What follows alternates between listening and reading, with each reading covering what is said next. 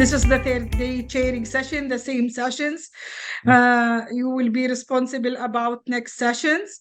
I think it's Patrick is there. Patrick? David, you have you and your alter ego there, it seems like.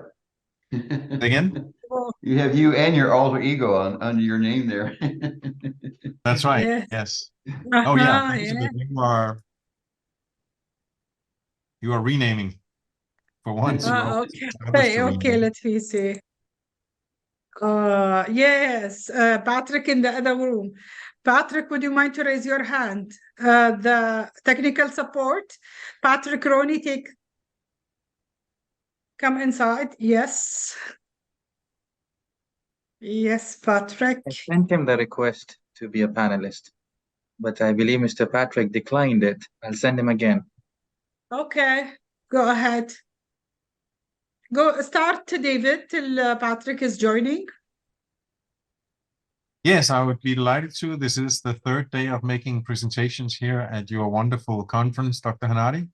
And it is a marathon, isn't it? This has to be the most extended conference in the world in terms of program and amount of speakers. I think this is our third or fourth year. I stopped counting. But it is always a pleasure to be here with such an international audience. And certainly I'm pleased to be hosting this panel today, where Elizabeth and I will be making presentations. I had on my program that actually also Carlos Jimenez would be presenting, but I just came in and I realized that he just made his presentation. So that leaves it with me, Elizabeth, and you, Patrick. Welcome.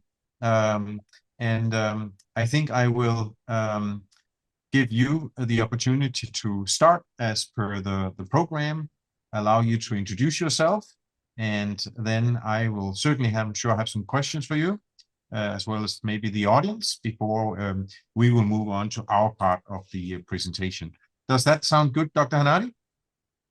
Yes, go ahead. Excellent. It's your conference, David. Always okay. Thank you. My session, at least. Thank you. So, Patrick, pleased to meet you, and please share with us a little bit, me and the audience, a little bit of your background before as you roll into your presentation. Thank you. Well, thank you for the introduction, and as always, it's a privilege and an honor, Dr. Al-Mubaraki, that you've invited me again. So I am the Director of Entrepreneurial Development in a town in Northwest Florida called Pensacola.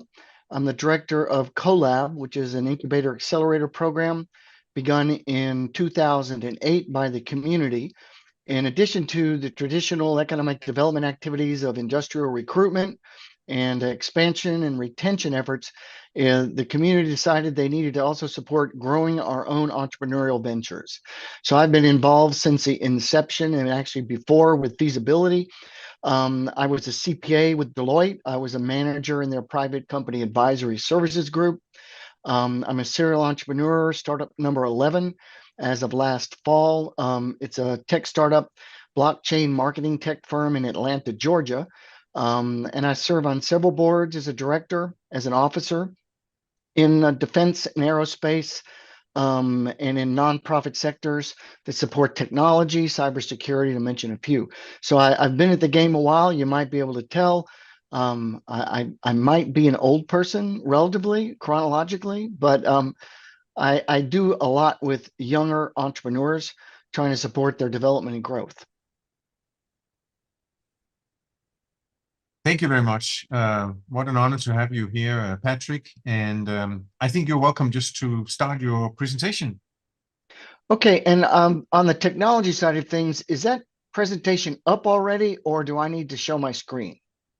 I think you need to share your screen if you I can do that. That's what I thought. See the green button very well. Yes, right. Hold on one second, and I will do that, okay? Okay, let me get the right screen. There we go. I think you'll be able to see it now if I'm correct. And I will try to get, okay, now you can see page 1 of the deck, okay? So everybody see that deck? We do, but if you can go full screen, it always looks nicer. Yes, I'm working on that right now. Hopefully, where's my slide controller? Oh, It's hidden by these controllers. Okay.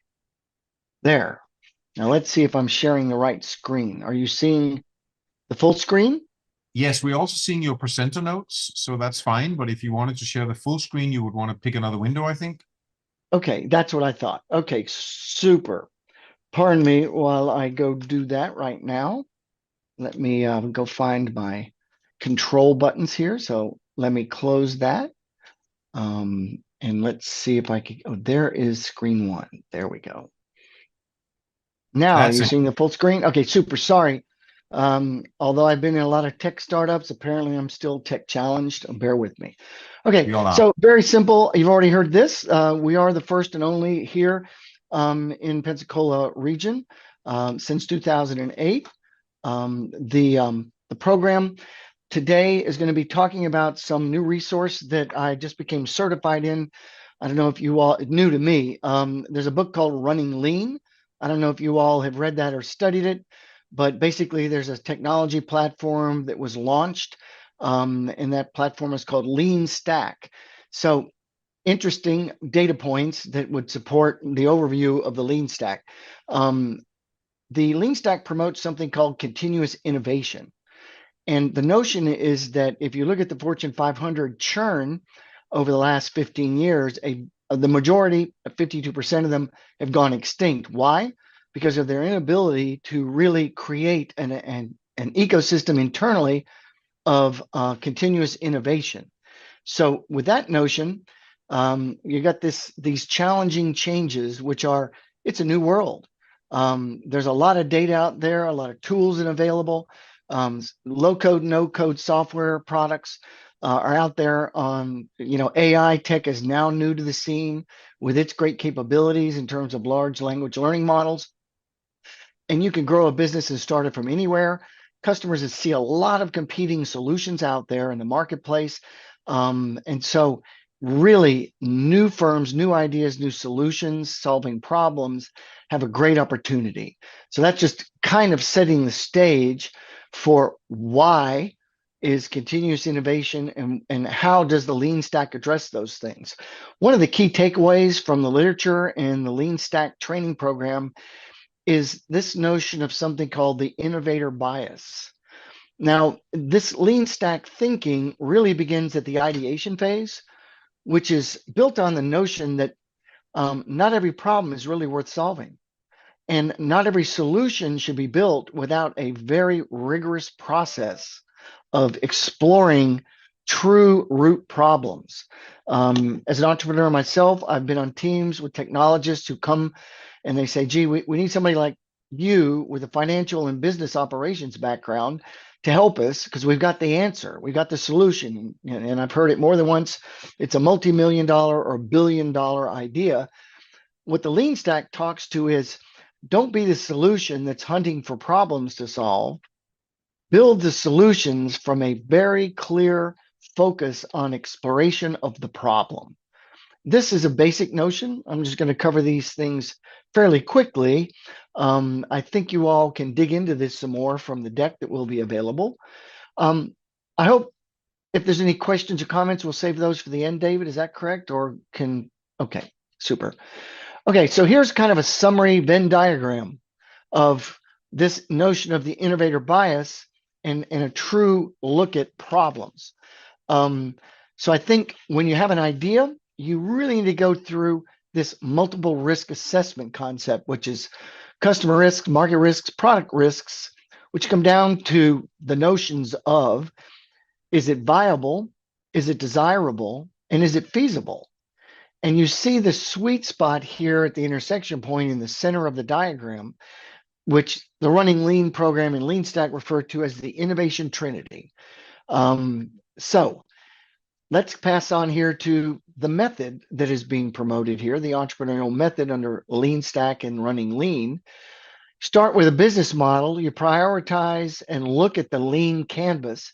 If you notice the lean canvas diagram in the center, the leaner canvas is a concept that is included in the Lean Stack. You might notice it in the logo.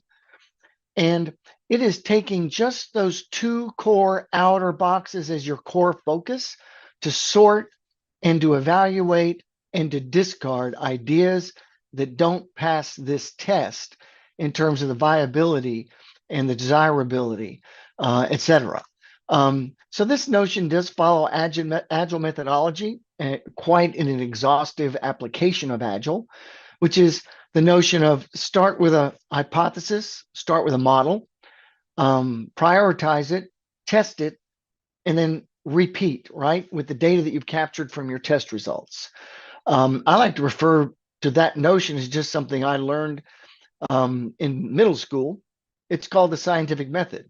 It's basic science methodology of setting forth a hypothesis against which you test and you learn, often learning from things that didn't go the way you wanted them to or that were clear failures.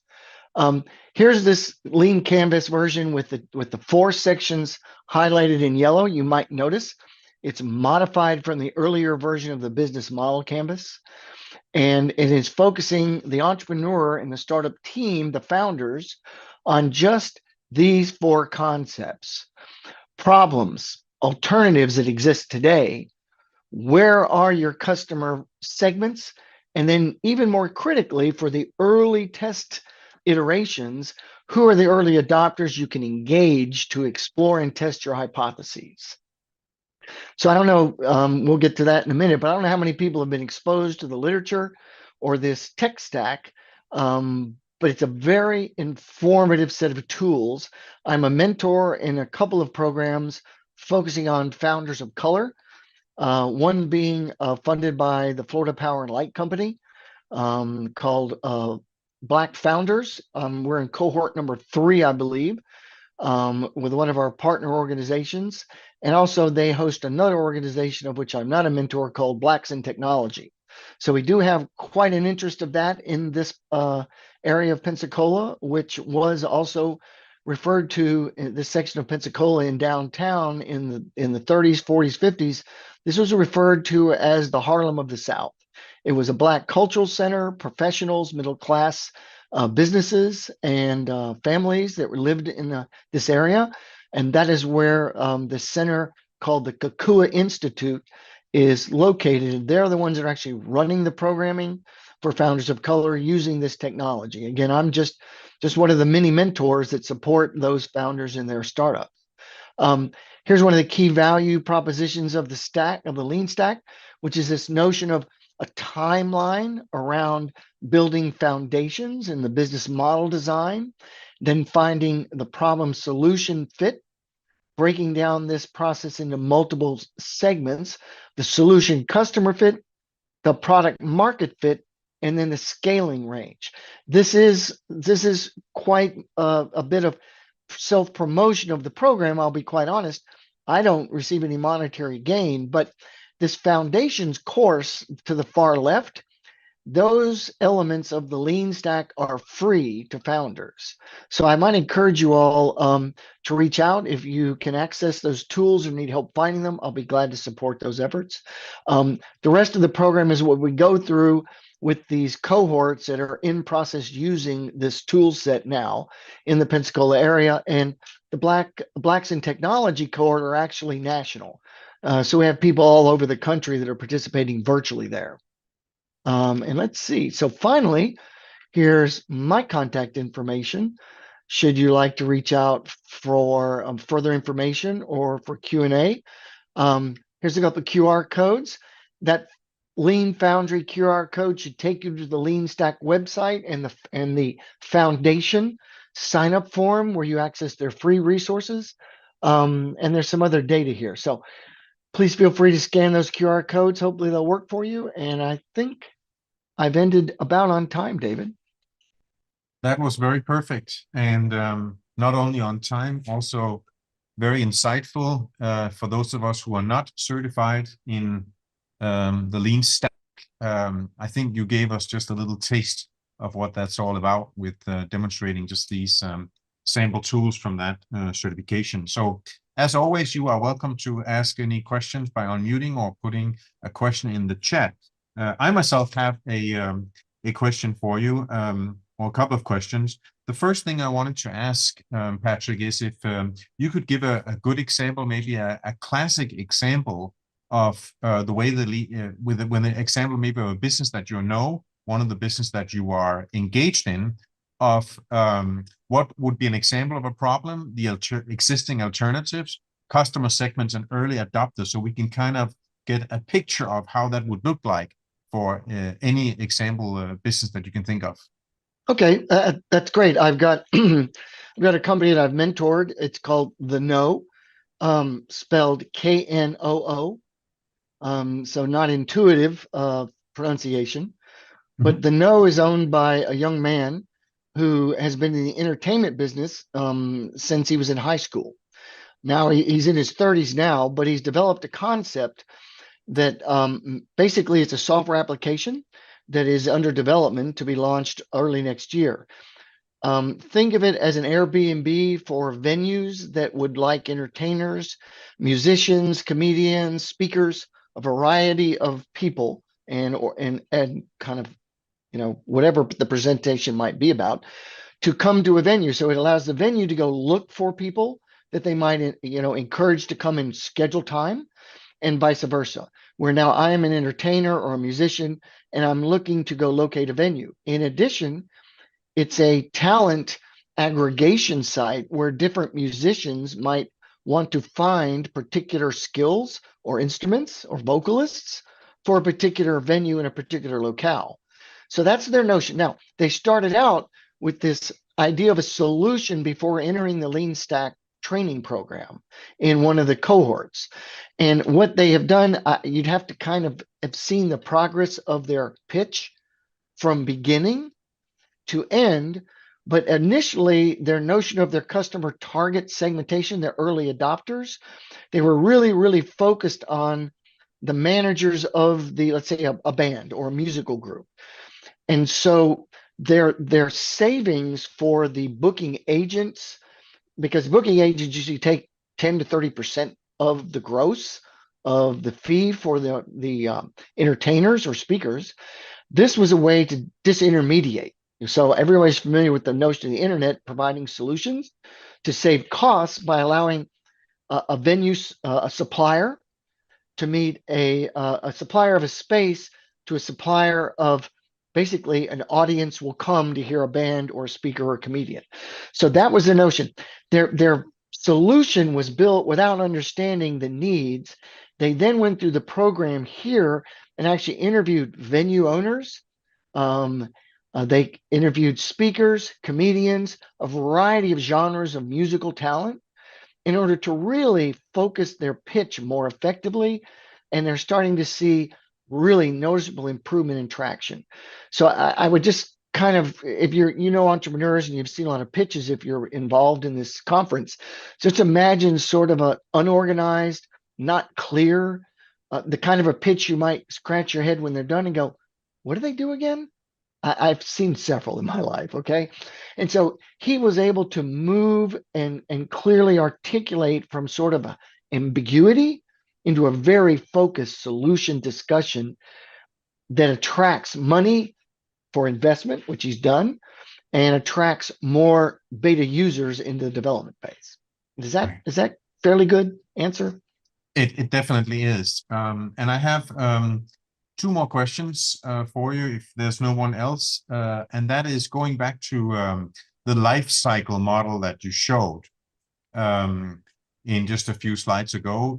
You had, I noticed, a demand validation playbook, value delivery playbook, and a rocket ship growth playbook. That's exactly the one. Thank you very much. I was wondering if you could shed a little bit light on how does a playbook look like? I assume this is a document. How is it structured? Can you shed some light on that? Certainly. And so for each of now, the founder of the Lean Stack platform is a technical person. He is a serial entrepreneur. I say technical person, I will say that he has taken the early underpinnings of the lean approach, and he has truly built a robust technical stack, a tech stack, right, around it. So each one of these playbooks is actually a series of tutorial videos and kind of how to do it at granular depth. As you can see, the the time frames for each of these is months, okay? In some cases, several months when you get out to product market fit and scale, okay? And so these playbooks are very, very robust how to do it. They are both educational at a self-taught basis and with mentoring help. So that is all delivered via the Lean Stack online platform.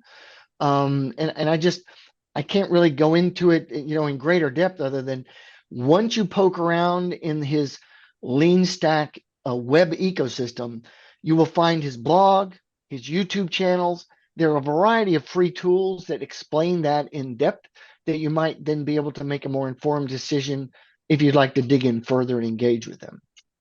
Excellent. I don't want to be too much of a product evangelist because I really think he's early stage in terms of developing and delivering these things. But I thought this would be a perfect conference with the right minds and the right passions, at the conference, that if you haven't heard about it, I am very excited that I've discovered it this past year and got involved in it. Yeah. And your testimonial as a customer of this is certainly very valuable. And that leads me to my last question. So you mentioned, of course, you have been recently certified, right, as a Lean Stack. Is it called a Lean Stack consultant, or is it a Lean Stack implementer? Lean Stack coach. Lean Stack coach level 1. Lean Stack coach level 1. And maybe you can share a little bit about how does that certification take place? Is that something that happens online? Is it over what period of time? Are there any assignments for you? What is the requirement to complete such a certification? Very good question. It's pretty simple. The answer is it's virtual. It requires basically a week of so many hours per day. There is a course syllabus. All of the materials are available through the training modules inside of the Lean Stack platform. So you can read ahead. You can study the materials. They are sort of a microcosm of these playbooks you asked about. So it's so the coaching training is again built in this very robust technical platform that really walks you through it. Now, it is a live hosted session that they require you to participate in the most significant number of those days events. However, you can also do self-study, but they do have a requirement. You can only miss so many hours or so many sessions to be able to get through the coaching certification process. So again, virtual, but Ash, who is the founder, CEO of Lean Stack, he delivers the content himself, and he is just super knowledgeable. Having built it, he's also developed the tools from his own startup journeys. Mm-hmm. That is certainly very, very credible. With that, we're going to continue conversation along these lines because Elizabeth and I are going to move into presenting another certificate. And this is the first time we will launch this. It's a new certificate that was launched just here, some months ago, I guess, by our company Growth Wheel, and it is the Business Advisor Certificate, the BAC, which is a professional development certificate to become a trusted advisor, as I'm going to say a little bit more about. First, let me introduce ourselves, and since I'm already have the mic, I'll start by introducing myself. I am David Madie. I'm the founder and CEO of Growth Wheel International, serial entrepreneur and business coach for 30 years plus. I've trained around 4,300 business advisors around the world. We train about 400 a year in more than 65 countries. And I created the program that we're going to see now, as well as the Growth Wheel certification that some will be familiar with as well. And I have a background from business school. And I will be presenting with my long-term colleague, Elizabeth. So Elizabeth, do you want to say a few words about yourself as well? I'd be happy to. So I was a business advisor and I worked with a business incubator. We had an international trade center at that university. And so I was there for 8 years, and then I left and I started a brand new center, and I was the director of that center for 11 years. So I have a master's degree in counseling psychology. So I always love to figure out how to help people change and how to do things differently. So that's really what psychology is all about. So I am a certified incubator manager and also certified global business professional through NASBITE as well. Right. And change is exactly what we are going to talk about, because no matter what tool you are using, Lean Stack, Growth Wheel, Business Model Canvas, Seven Sigma, SWOT analysis, old-fashioned business plans, or whatever you might be doing, you need to certainly have those technical skills. This certificate is different. This is a new certificate we created that is about becoming a trusted advisor. So this program is focused on interpersonal skills, not the technical skills, not the professional skills, not the business skills, but all the interpersonal skills. And since we just launched this program early this year, we are already having 6 partners that we're offering this in partnership with: America's SBDCs, the Association of Women Business Centers in the United States, with the VBOX, this is the Veteran Business Centers, with APTAC, that is the Technical Assistance Centers for Government Contracting, EBN, this is the European Business Incubation Network, and also I will be presenting at the Arab SME Summit in Marrakesh in December in partnership with United Nations ESQA for the region, and we are looking for more partners who will offer this program with us. But before we get to the program, I think we owe everybody, Elizabeth, to just say a few words about Growth Wheel, and I will try to move the slides here as you speak. So for those who don't know Growth Wheel, what can you say about it?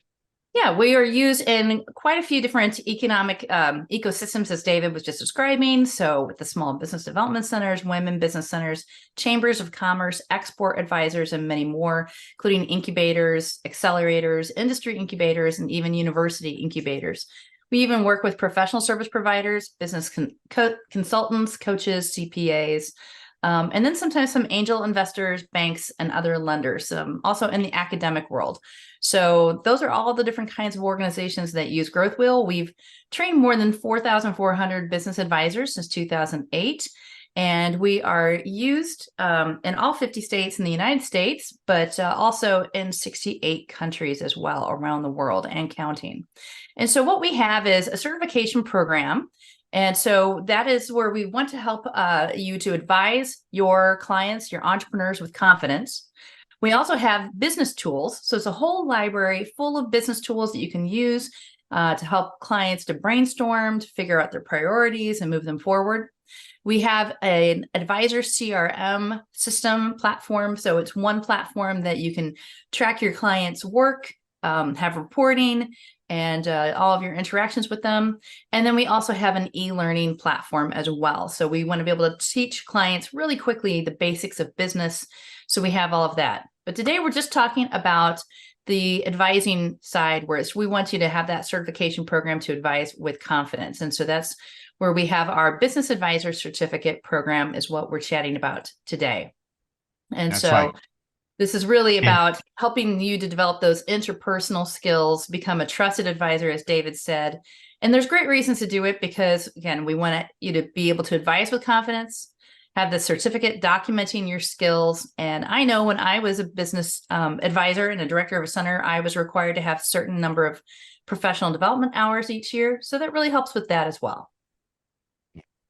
All right. So let me say a few words about the program. The question that we all think about if we're on the industry, if we're advisors, is how we can become trusted advisors to our client, someone that the client will confide in, someone that the client will come back to, someone that will have a relationship going for years, so that we can really, truly be partners in building the business.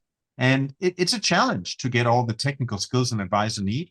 I think we just heard a great example of how something like the Lean Stack can be one way to get these technical skills. And there are so many skills even included in that will be needed to be a good business advisor. However, building trust is also a matter of interpersonal skills. And we all wish really to become trusted advisors to our clients. And that's why if you are a business advisor, you also need to strengthen your soft skills as a business advisor. And that's why we launched this business advisor certificate that has 6 modules that I'm going to say a few words about. So the first module is called The Job to Be Done. And this is about how we master the customer journey. So to be a trusted advisor, you need to create trust all the way through the customer journey. You would tell your client that they define a customer journey for their customers, but you as an advisor also need a customer journey, and all the way from taking people in to recording impact. The second module we have is about making advice work. And if you are a business advisor, you know that advice works when you empower the client to take ownership. So rather than being the advisor that is telling clients what to do, you can be someone who gives the client ownership of the decision-making and create more impact that way. That's another skill set right there. The third module in this new certificate is called Your Mind at Work. This is how your own attitude can influence the client's mindset. And of course, what we want clients to have in order to help them is a growth mindset, not a limited mindset. And in this workshop, we look at how you can manifest different positive mindsets as part of your interpersonal skills. The third module is called Keep Them Coming Back, engaging clients for the long haul. This is really about how we engage clients. Sometimes you may have experienced clients show up, they don't come back, they don't do their homework, they're not engaged. And in this workshop, we're looking at how we can engage the client's minds as well as their hearts and make an easy path for them to make the change. The fifth one is called How to Be Likable. Now, if you are a business advisor, you are probably already likable. You are in the service profession, so you need that. But we are looking at this in this workshop on how to create a closer connection with the client by being more intentional about building trust and rapport. This is about listening skills. It's about empathy. It's about body language. And lastly, we have a module called Ethics and Beyond. This may be the deepest foundation for creating any trust, that you know your ethics, and that this is not just a statement on the wall or a document with a code of conduct, but something that is present in the conversations you have with clients. So the way this certificate works is that you are going to take 3 modules of your choice. And after you completed 3 modules, you will have the certificate. We are currently doing these live on Zoom. So every single month, there's a chance to join a 2-hour session to get one of these modules. So again, 3 sessions of 2 hours, a total of 6 hours will get you this certificate. We do not have it on demand yet, but we plan it in the future. But what we do have is that we do them in person as well. So with our partners around the world who are doing conferences, we will show up in person for some of them and do trainings as we have just done, I think, a handful of times so far in the UK, recently around the United States as well. So that is the program. And if you are interested, you can look at businessadvisorcertificate.com and see the upcoming dates, both for online and in-person options. The way that all the workshops are working is in a format over the 2 hours where everybody's making a self-assessment first of their current confidence. We are exploring the subject, and then we're using the advisor's insights as a key part of the course, because everybody who's taking this certificate is experienced advisors who have lots to share. We introduce frameworks and tools, and we're going to just take a peek at some of them a little bit later. We have a timeout, and then advisors get the chance to really dive in and make decisions about how they want to change the way that they work as an advisor and make use of the interpersonal skills. We wrap up with a self-assessment again, so we can actually measure whether the confidence have improved during the workshop. Each of these modules are $250, so the whole certificate is available for $750. And you would need to renew this certificate annually if you wanted to come in and keep this certificate so you stay sharp and improve your interpersonal skills year by year. Then next, what we're going to do is we're going to give a little bit deeper insight into some of these modules, and we have picked 3 that we're going to give you a little bit closer look at, so you can get a better feel for what it is. And Elizabeth, I think you're going to kick us off and just say a few words about one of the modules, the one called The Job to Be Done. So let me hand it over to you, and I don't know if you want to share your own slides or you want me to roll through. I think you can roll through. I think we're good that way. So yes, All the right. job to be done. This is about that onboarding to impact, because the question can be, how do we create a great counseling experience during the client's journey so that we make sure that they understand where they are in the process and we're kind of moving them through. The challenge can be that you've got to service clients with very different needs. because, once you've worked with one client, that's that client, but you may have another entrepreneur. They're in a different place. We're always going to meet our clients where they are and try and guide them as best we can. But the real problem is, how do we have a flexible process that's going to cover all their needs? So we make sure that we're not missing something. So one size doesn't always fit all. And that's why we want to have a design that's flexible, but also standardized through the client's journey. And so we have tools in this particular one where we talk about, how do you create great expectations and great onboarding as the client's coming in, and creating that scope of work, and how do you share resources, and how do you guide them? And then you're making sure that you've got evaluation and reporting. So what are you going to be doing to improve that entire process and that entire workflow from the beginning of the client working with you all the way through to their launching their business and they're out and running it in their community? That's right. And then we finish off with the participants sitting down with that second tool and mapping out the journey. So when advisors leave the workshop, they have mapped out their journey, they have looked at how to improve it, and they have an action plan for how to move forward with that. Mm-hmm. I'm going to say a few words about the second workshop here called Making Advice Work. And that is really the question about how you give clients ownership of the decisions and actions. And it is a challenge that, as most advisors work, that, telling the client what to do doesn't always work. You may have vast experience in an area, in an industry, as a business advisor, as an entrepreneur, as an investor. So maybe we as advisors know the truth, the right approach forward and so on, but it doesn't always really help. The real problem is, how do we let the client themselves find the way forward for themselves? Now, we know it's a fact the client will only change if they take ownership of their business decisions. And that's why we look at this workshop, how we can shift from offering specific recommendations to explore alternative options with the client. So they get to make the choice, and we facilitate the process by offering these different options. So the tools that we work with in this particular workshop is looking at alternative advisory styles and the different kinds of behaviors that we have as advisors.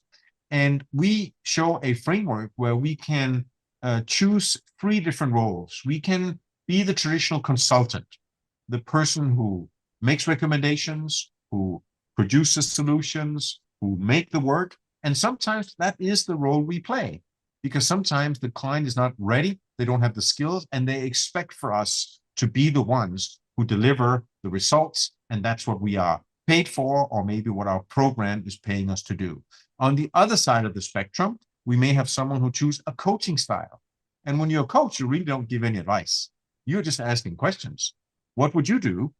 What do you see as the best path forward? If you were to do something different, what would you do?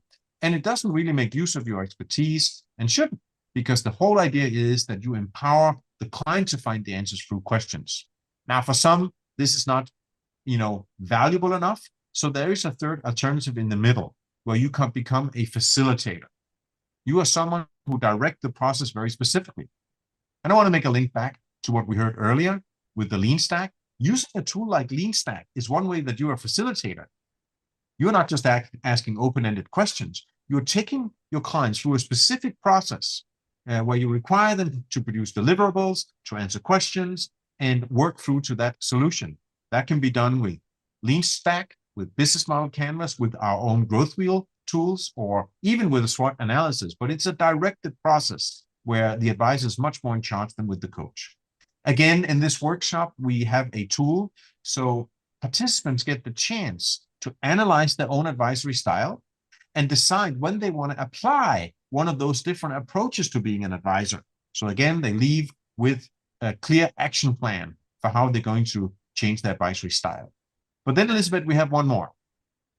We do. We have one about their mindset. And so how can we help and transform our clients' mindset?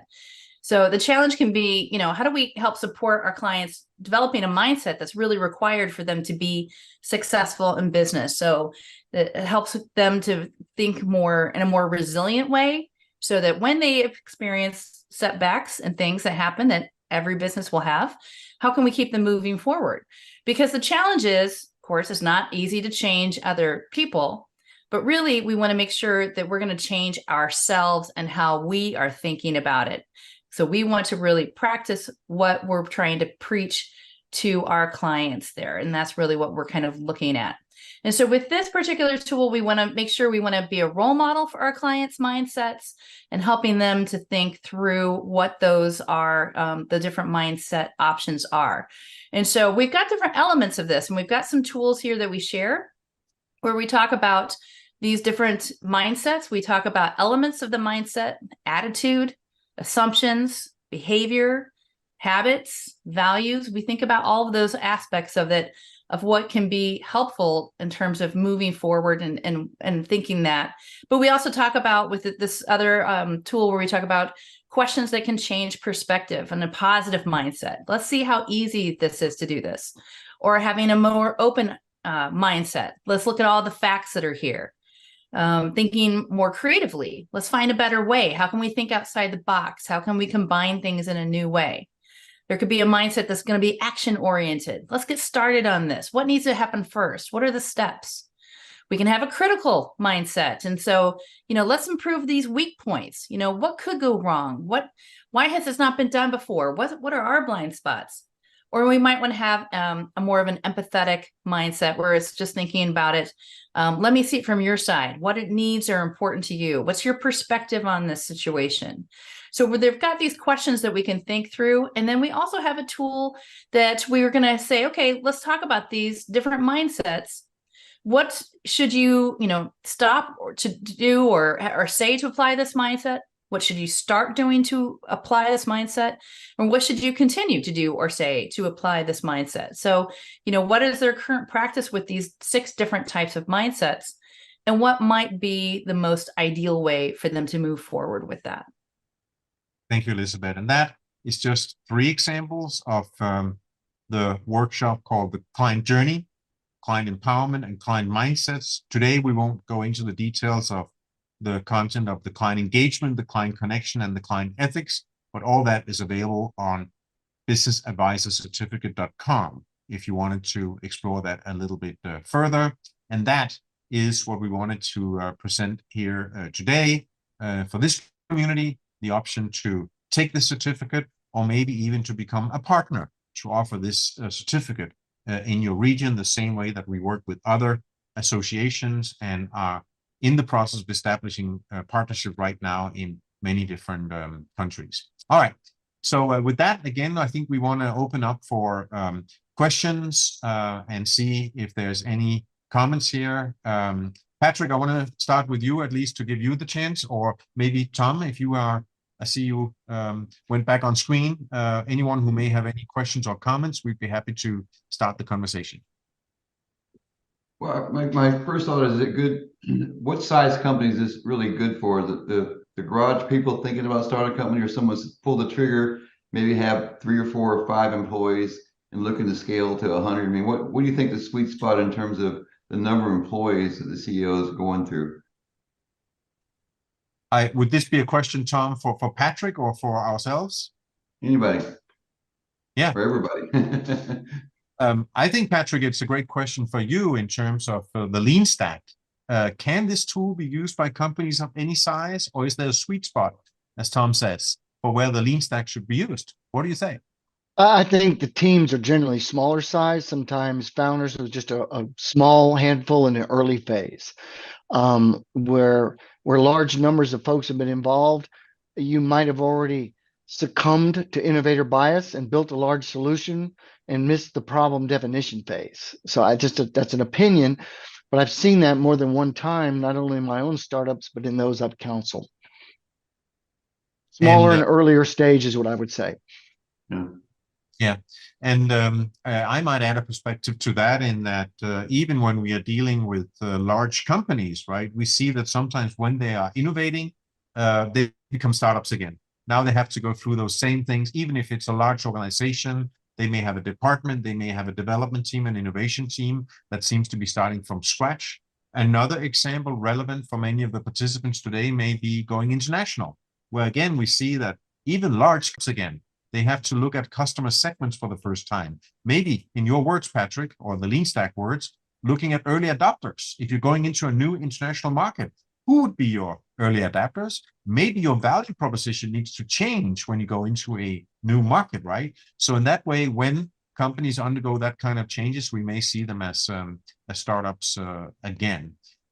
In terms of applying the question, Tom, for what we are doing, of course, what we presented here is a training program for the advisors. But maybe, Elizabeth, you can talk a little bit about, in terms of having an advisor and having an advisor, a trusted advisor, do you see any difference if someone is an early startup that hardly have a business yet, or maybe someone that has been in business for a long time? Is there a different way that advisor needs to create trust, or what would be your perspectives on that?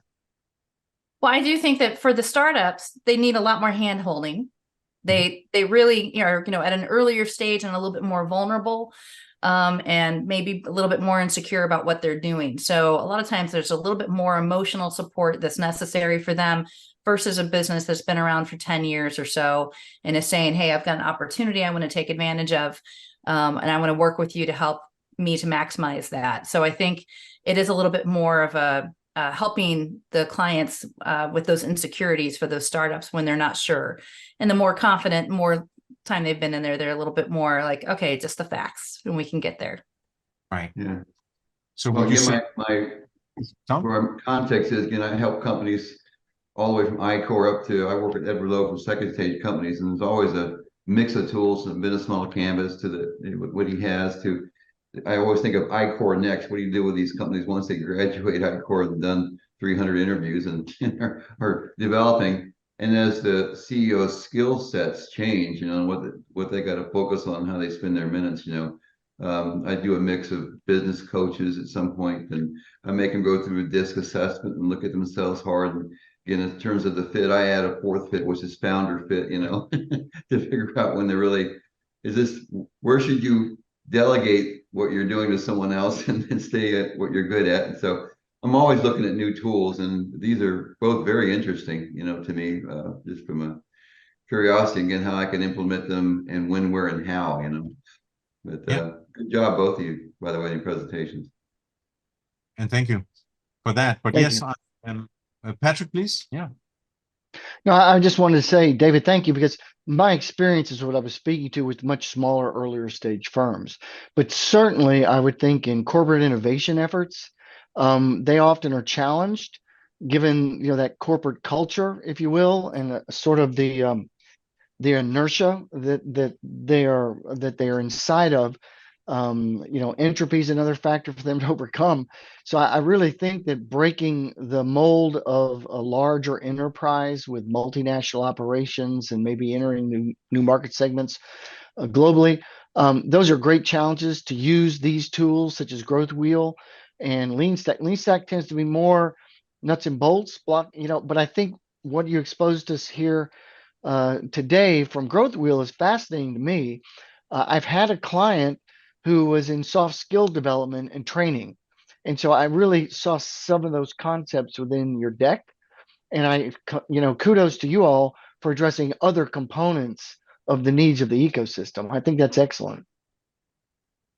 Well, thanks so much. I guess we ourselves were in a space where we were innovating. And I was thinking when you were presenting, Patrick, I was thinking exactly about how we went about this and how we try to find early adopters. And again, for someone like us, those early adopters were through partnerships. So we found some of our existing clients for our other Growth Wheel tool products like the SBDC and the Women Business Centers and others that I mentioned. And we saw that we already had trusted relationships. And with them, we could get to early adopters, right, through such organizations. So I think that's just a great validation of, how we were using the lean startup approach without knowing necessarily that approach. But this was what certainly took us off the ground. I have another comment to what Tom said before, but I want to also open up for options. And I do see we have a question here, or that's a comment actually, in the chat.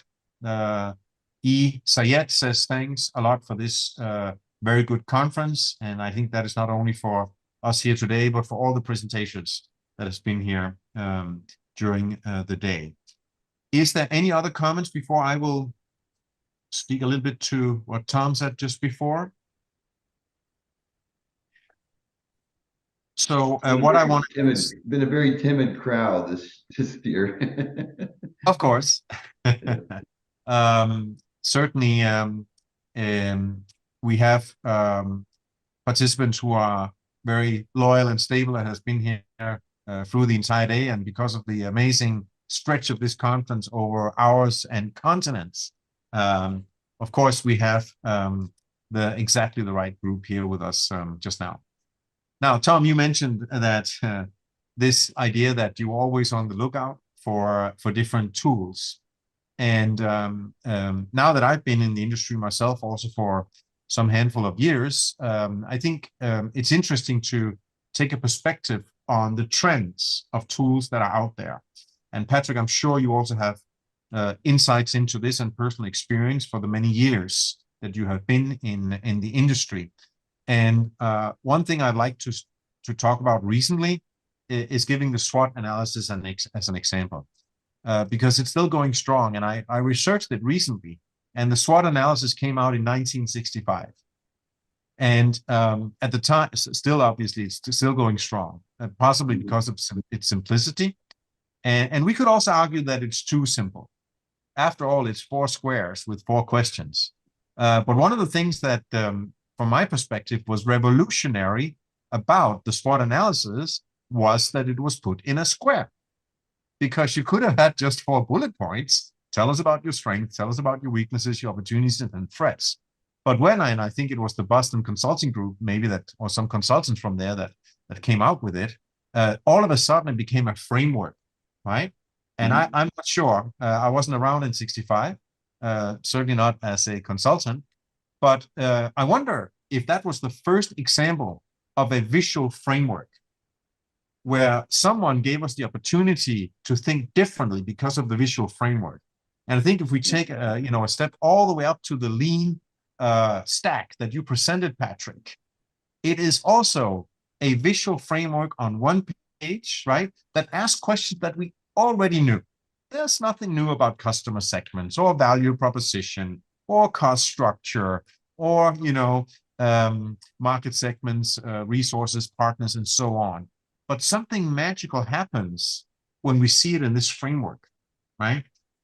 It just changed the way we look at things. And Lean Stack came after Business Model Canvas. There's Growth Field. There's the Balance Scorecard. There are different kinds of tools out there. So I wonder, Patrick, if you have any perspectives on this aspect of things being visual, or even a perspective on, can you notice any trends in tools coming out, decade by decade, a new tool replaces other tools, our language, the way we talk about things change, even if we have some of the same concepts? I'm very curious to hear how you see that over such, several decades. Well, thank you for the nod to several decades. I guess my first startup was 96. And it was a tech startup, and I don't remember any of this literature, at least not in my sphere of knowledge whatsoever. Certainly SWOT was around. The old long form business plans were around with topical indices that were pretty standard amongst,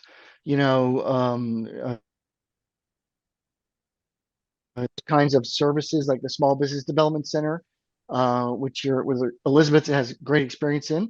And so those are the tools I learned about. And then I began engaging with different organizations and found myself reading a pre-publication copy of the Business Model Canvas with Blank and Oster. I can't remember the other guy's name, but yeah, the famous creators of that document. I had a free PDF pre-publication copy, and I devoured it. And yes, you're right. The jargon or the words have evolved over time. As a CPA, I tend to be somewhat cynical about, revenue models, and especially in the in the creative authorship world, it seems like sometimes there's creativity taken with language because somebody wants to sort of put their stamp on concepts that have actually, like you say, these concepts have been around. We repackage them, we resequence them. But what I've seen is that the iteration and the evolution and the depth of how to do it that's been born out of real life experience. And that's the key part, I think. I loved Steve Blank. I still send people to his Udacity classes because they're free. I've got the 4 steps to the epiphany. I've got the startup owner's manual. I've got all that literature. It's on my shelf over here. Well, that's a background picture, but I have a bookshelf full of those books. And so, yes, I think there's value in all those tools. I promote them all, and I encourage people to study. And certainly, again, the foundations are pretty much similar, but it's the application of those concepts to do, step-by-step doing. And that when I said step-by-step doing, that was my cue to Ed Morrison to say something, because he's about strategic doing, which is another story. But anyway, that's my thoughts on those things. I apologize. I'm going to take a phone call from an advisory firm at 1 p.m. my time. So if I leave for a little while, I'll be back. Well, we are certainly finishing our session within the next 4 minutes. And again, there is the opportunity for others here on the call, presenters or participants, to ask questions or bring out comments. Patrick, you also mentioned the long form business plans that used to be around. And Elizabeth, I'm sure you saw a lot of that in your time as a business advisor. How did you see the trend moving away from that? What really happened? Why is it that, these new tools that we've been talking about, why did they replace the business plan? Well, I think that we know that clients, they don't want to write the business plan. So no one wants to write it. And then from talking to lenders, they don't want to read it. So it's a lose-lose situation.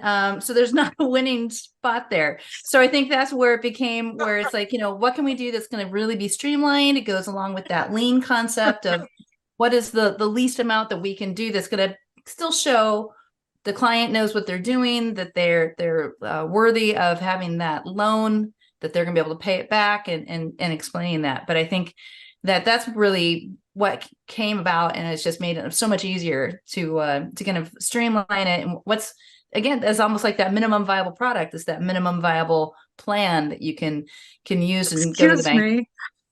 Yes, thank you so much. I like your statement about both sides. This is what I realize in my conference also. When I send the agenda to all speakers, the speaker receiving agenda, they don't want to read. They don't know their place. They don't know their time.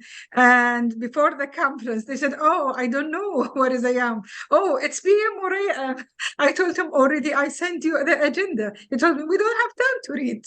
And if they don't want to read and they don't want to write, it's a problem, really. We appreciate that. Yes.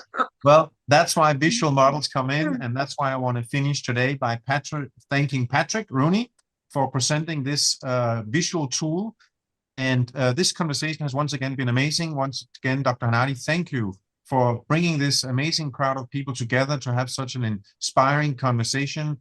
We have had the insights into the Lean Stack tool and the certification program around it. We moved on to look at another kind of certification that has to do with interpersonal skills. We got to discuss the trends of tool making. And thank you, Tom, also for your great questions and for kicking us off in having this conversation.